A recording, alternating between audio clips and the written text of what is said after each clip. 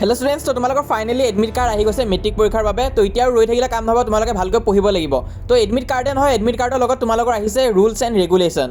খুবেই ইম্পৰ্টেণ্ট হয়। কেইটামান ৰুল যদি তোমালোকে ব্ৰেক কৰা তেনেহ'লে তোমালোকক এক্সাম হলৰ পৰা আকৌ পঠাই দিব, উল্টাই তোমালোকক ঘৰত পঠাই দিব এক্সাম হলৰ পৰাই। যদি কেইটামান ৰুল তোমালোকে ভাঙা, পইণ্ট নম্বৰ 1ত সেইটো কথা দিছে। নেক্সট ৰুলটো যদি তোমালোকে ব্ৰেক কৰা, সেইটো পইণ্ট নম্বৰ 7ত আছে। তো তোমালোকক 3 বছৰৰ কাৰণে মেট্ৰিক পৰীক্ষা দিব নিদিব আৰু ডিছকুৱালিফাই কৰি দিব।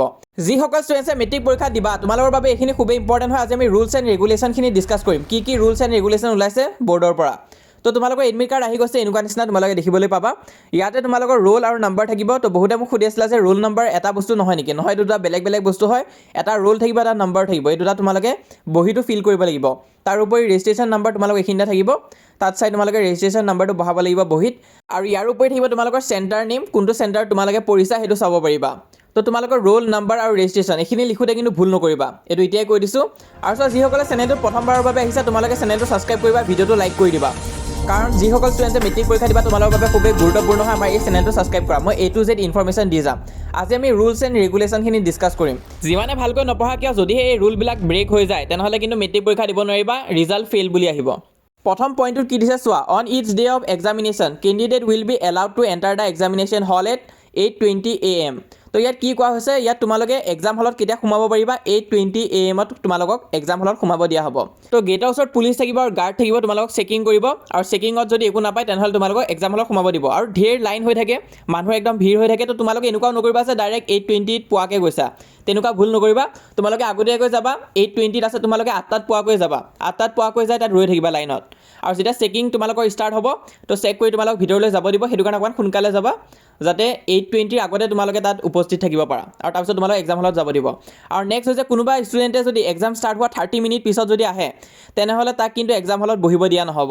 তো সেইটো বহুতে ভুল কৰে। সিহঁতে কি কৰে, 9টাত এক্সাম আছে, ডাইৰেক্ট 9টাতে সিহঁতে ওলায়। আৰু তোমালোকে ধৰি লোৱা গাড়ী চাড়ী যদি নোপোৱা, 30 মিনিট দেৰি হৈ যায়, তেনেহ'লে কিন্তু আকৌ তোমালোক ঘূৰি যাব দিব, এক্সাম হলত বহিব নিদিব।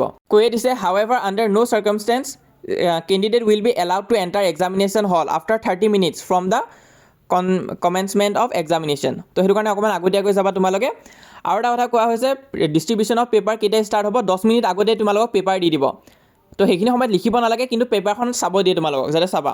আৰু সেই চোৱা সময়খিনিতে তোমালোকে MCQখিনি মনতে ভাবি থৈ দিব পাৰিবা। তো তেনেকুৱাকৈ তোমালোকক অকণমান আগতীয়াকৈ দি দিয়ে 10 মিনিটমান। তো সেইটো কাৰণে ইয়াত মেইন কথাটো হৈছে তোমালোকে সোনকালে যাবা। 8:20 সোমাব দিব, তোমালোকে 8টাত যাই ৰৈ থাকিবা, উপস্থিত থাকিবা 8:20 আগতে। ডাইৰেক্ট 8:20 পোৱাকৈ আকৌ নাযাবা কিন্তু। এইটো আছিলে আমাৰ ফাৰ্ষ্ট নম্বৰ পইণ্টটো। এতিয়া আমি আহিছোঁ আমাৰ ছেকেণ্ড নম্বৰ পইণ্টটোলৈ। ছেকেণ্ড নম্বৰ পইণ্ট হৈছে, candidate are requested to bring their admit card and registration card. তোমালোকে নিজৰ এডমিট কাৰ্ড আৰু ৰেজিষ্ট্ৰেশ্যন কাৰ্ড লৈ যাব লাগিব। তো এটা বস্তু তোমালোকে চেক কৰিবা যে নিজৰ এডমিট কাৰ্ড আৰু ৰেজিষ্ট্ৰেশ্যন কাৰ্ডখন যাতে পাহৰি নোযোৱা ঘৰত। সেইটো পাহৰি গ'লে কিন্তু দিগদাৰ হ'ব। তো নিজৰ লগত বেলেগ ডকুমেণ্ট নিয়া এডমিট কাৰ্ড আৰু ৰেজিষ্ট্ৰেশ্যন কাৰ্ডখন কিন্তু পাহৰি নাযাবা। সেইটো বাৰে বাৰে চেক কৰিবা, 2-3বাৰমান চেক কৰি যাবা বেগত এডমিট কাৰ্ড আৰু ৰেজিষ্ট্ৰেশ্যন কাৰ্ড আছেনে নাই। তাৰপিছত এতিয়া আহিছে আমাৰ 3 নম্বৰ পইণ্টটোলৈ, no' candidate will be allowed to leave the examination hall in the first hour. আৰু প্ৰথম ঘণ্টাটো কিন্তু তোমালোকক এক্সামৰ হলৰ পৰা বাহিৰ ওলাব নিদিব। কোনোবাই পেচাব কৰিব আদি যাব পাৰা, তো তেনেকুৱা ক্ষেত্ৰতো তোমালোকক কিন্তু প্ৰথম এঘণ্টা কিন্তু ওলাব নিদিব। তাৰপিছত তোমালোকে ওলাই যাব পাৰিবা, পেচাব কৰিব গ'লে যাব পাৰিবা, কিন্তু প্ৰথম ঘণ্টাটো নোৱাৰি। তো এনেই বাকী এক্সামবিলাকতো তেনেকুৱাই কৰে। তাৰপিছত নেক্সট কি আছে, his her question paper if she leave the examination hall during the 2 hours in case of full paper. ধৰি লোৱা তোমালোকৰ গোটেই পেপাৰখন কৰি হৈ গ'লগৈ, এতিয়া তুমি যাব ওলাইছা আৰু তোমালোকৰ কি হ'ল, এঘণ্টা বাকীয়ে থাকি গ'লগৈ। তো তেনে ক্ষেত্ৰত যদি যোৱাগৈ, তেনেহ'লে কুৱেশ্যন পেপাৰখন নিজৰ লগত লৈ যাব নোৱাৰিবা।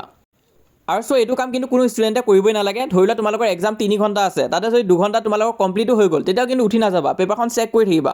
কাৰণ এইটো সৰু সুৰা এক্সাম নহয়, মেট্ৰিক পৰীক্ষা হয়, মানুহে লিখোঁতেও ভুল কৰিব পাৰে। সেইটো কাৰণে তোমালোকৰ কমপ্লিট হোৱাৰ পিছত লাগিলে পেপাৰখনে চেক কৰিবা।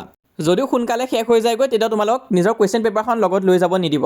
তাৰপিছত আহিছে আমাৰ 4 নম্বৰ পইণ্টটোলৈ, এই candidate having completed his her answer script must hand over the same even if blank to the invigilator before leaving the examination hall. তুমি ধৰি লোৱা নিজৰ এনচাৰ শ্বীটখনত একো লিখাই নাই, একদম ব্লেংক হৈ আছে। তো তাত এনেকুৱা নহয় যে মই একো লিখাই নাই, মই এখন ছাবমিট নকৰোঁ, নিজৰ লগতে লৈ যাম। তো তেনেকুৱা কাম তুমি কৰিব নোৱাৰা। লাগিলে এখন পেজ লৈছা তোমালোকে একদম এণ্ড টাইমত, পিছত একো লিখিব নোৱাৰিলা, পেজখন ব্লেংকে হৈ থাকিলে, কিন্তু সেই ব্লেংক পেজখনো তোমালোকে নিজৰ লগত লৈ যাব নোৱাৰিবা, ইনভিজিলেটৰক ছাবমিট কৰিহে যাবা। তো সেইটো আছিলে আমাৰ ৰুল নম্বৰ 4। তো এতিয়া আমি আহিছোঁ আমাৰ ৰুল নম্বৰ 5লৈ। সেইটো কি দিছে, candidate R required two bring there on writing and drawing instrument. তো যি লগা হ'ব নিজে লৈ যাবা। এনেকুৱা আশাত নাযাবা যে মই বেলেগৰ পৰা এক্সাম হলত লৈ লিখিম। কাৰণ যদি তোমাৰ পাৰ্টনাৰটোৱে তোমালোকক নিদিয়ে আৰু উল্টা কমপ্লেইনহে কৰি দিয়ে, তেনেহ'লে তোমালোকৰ ওপৰতহে একশ্যন ল'ব। তো সেইটো কাৰণে তেনেকুৱা নকৰিবা। তো ধৰি লোৱা ইনভিজিলেটৰ যদি অকণমান ষ্ট্ৰিক আহি যায় ন, তাতো তোমালোকক একশ্যন ল'ব, সেইটো কাৰণে কৈছোঁ। নেক্সট হৈছে candidate will use black blue ball pen. বহুতে কোৱা নহয় sir black colour pen use কৰিম নে ব্লু কালাৰ ইউজ কৰিম। যিকোনো ইউজ কৰিব পাৰা, কিন্তু জেল পেন ইউজ নকৰিবা, বল পেনহে ইউজ কৰিবা। জেল পেন কিন্তু এলাউড নাই, জেল পেন দি লিখিলেও তোমালোকৰ মানে লেতেৰা হ'ব, সেইটো কাৰণে বল পেন ইউজ কৰিব দিছে। নেক্সট 6 নম্বৰ পইণ্টটো হৈছে no' circumstances the candidate are to write their names on the answer script provided. আৰু চোৱা নিজৰ এনচাৰ স্ক্ৰিপ্টত অকল নিজৰ ৰোল তাৰপিছত নাম্বাৰ আৰু ৰেজিষ্ট্ৰেশ্যন নাম্বাৰহে দিব লাগিব, নিজৰ নামটো লিখি নিদিবা। বহুতে ভাবে যে আমি স্কুলত এক্সাম দিছিলোঁ তাত নামটো লিখিব লগা হৈছিল, ইয়াতো নামটো লিখি দিম নেকি। তো নামটো লিখা ভুল নকৰিবা, সেইটো কমপ্লিটলি এলাউড নাই। আৰু তোমালোকে কুৱেশ্যন এনচাৰো যে কৰা তাতো লেটাৰ ৰাইটিং আদি নিজৰ নামটো কিন্তু দিব নালাগে। তাত তোমালোকে মিষ্টাৰ এক্স মিষ্টাৰ ৱাই তেনেকুৱাকৈ আমি দি থৈ আহোঁ। আমি নিজৰ নামটো কোনোপধ্যে এনচাৰ স্ক্ৰিপ্টত নিলিখিম, সেইটো মন কৰিবা। নেক্সট এতিয়া আমি আহিছোঁ চবতছে ইম্পৰ্টেণ্ট 7 নম্বৰ পইণ্টটোলৈ, যোনটো কৰিলে তোমালোকক 3 বছৰ মেট্ৰিক পৰীক্ষাৰ পৰা বেন কৰি দিব, ডিছকুৱালিফাই কৰি দিব।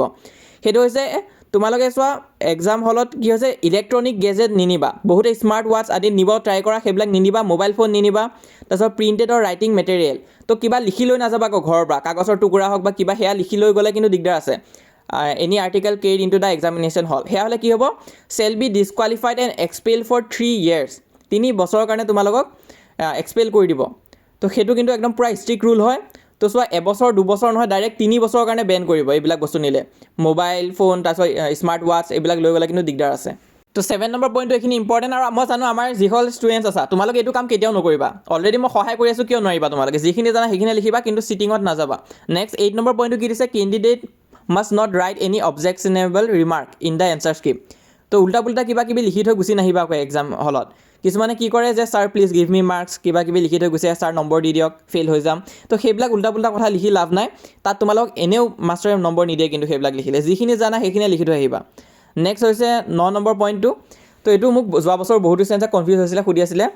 চ' ব্লাইণ্ডনেছ যাৰ যাৰ আছে, ল' ভিজন যাৰ যাৰ আছে 60%ৰ তলত, আৰু মেণ্টেলি ৰিটাৰ্ডেড, তো মেণ্টেল প্ৰব্লেম যদি কিবা আছে, তো তেনে ক্ষেত্ৰত ষ্টুডেণ্টবিলাকক 20 মিনিট এক্সট্ৰা দিয়া হ'ব। সেইবিলাক ষ্টুডেণ্টৰ ডিপ ডাম, তো তেনেকুৱা কেণ্ডিডেট যদি আছে 20 মিনিট এক্সট্ৰা সিহঁতে পাব। কিন্তু ইয়াৰ কাৰণে কিন্তু আগতীয়াকৈ পাৰ্মিশ্যন লৈ ল'ব লাগিব। ক'ৰ পৰা ল'ব লাগিব, ইনস্পেক্টৰ অফ স্কুল। যোনজন ইনস্পেক্টৰ অফ স্কুল আছে তোমালোকৰ এৰিয়াত, তেওঁৰ পৰা তোমালোকে পাৰ্মিশ্যনটো লৈ ল'ব লাগিব। ডকুমেণ্ট আইডেণ্টিটি এইবিলাক ভেৰিফাই কৰাব লাগিব। আৰু এনেই নহয়, বহুতে মোক কোৱা যে ছাৰ মই দেখা নাপাওঁ চকু দি, মই এতিয়া 20 মিনিট এক্সট্ৰা পাম নেকি। যোৱা বছৰ বহুতে সুধি আছিলা, তেনেকুৱা নহয়। উইথ প্ৰুফ লাগিব তোমালোকক, মেডিকেল ডকুমেণ্টছ আদি লাগিব, তেতিয়া তোমালোকক লিখাই দি দিব ইনস্পেক্টৰ অফ স্কুলে। তো সেইটো কথা। নেক্সট 10 নম্বৰ পইণ্টটো হৈছে কি দিছে, the board reserve the right to cancel admission in two the examination if situation so' demands or any violation of board rule. তো তোমালোকে যদি বৰ্ডৰ এইবিলাক ৰুল যদি ব্ৰেক কৰা, তেনেহ'লে যিকোনো সময়তে তোমালোকক এক্সামৰ হলৰ পৰা ওলাই দিব পাৰে। কিন্তু যিহেতু মই অলৰেডি তোমালোকৰ ৰুলখিনি কৈ দিছোঁ, তোমালোকে আয়ান ষ্টুডিঅ' চেনেলটো ফ'ল' কৰি ৰাখিছা, তো আগতীয়াকৈ বস্তুখিনি গমে পাই গৈছা। এতিয়ালৈ কোনো চেনেলত দিয়া হোৱা নাই, মই ফাৰ্ষ্ট দিছোঁ, এতিয়া তোমালোকে দেখা পাব বাকীবিলাক চেনেলেও দিব। তো তোমালোক এতিয়া জনাই দিছোঁ, তোমালোকে এইবিলাক কথা মন কৰিবা, কাৰণ যিমানে ভালকৈ নপঢ়াকৈ এক্সাম হলৰ পৰা যদি ওলাই দিয়ে, তেনেহ'লে কিন্তু কথা বেয়া হ'ব। লগতে যিসকলে এতিয়ালৈ আমাক হোৱাটছএপত জইন কৰা নাই, সোনকালে জইন কৰা। তাত আমাৰ লগত এতিয়ালৈ 29,000তকৈ অধিক ষ্টুডেণ্টছ আছে, 30,000 হ'বলৈ ওলাইছে। অসমৰ চবতছে ডাঙৰ হোৱাটছএপ চেনেল হয়, তোমালোকে জইন কৰিবা। আৰু যিসকলে ছাবস্ক্ৰাইব কৰা নাই, তোমালোকে আয়ান ষ্টুডিঅ' চেনেলটো ছাবস্ক্ৰাইব কৰি ৰাখিবা। 100% তোমালোকৰ মেট্ৰিক পৰীক্ষা ভাল হ'বই, মই যিমান পাৰোঁ সহায় কৰি যাম।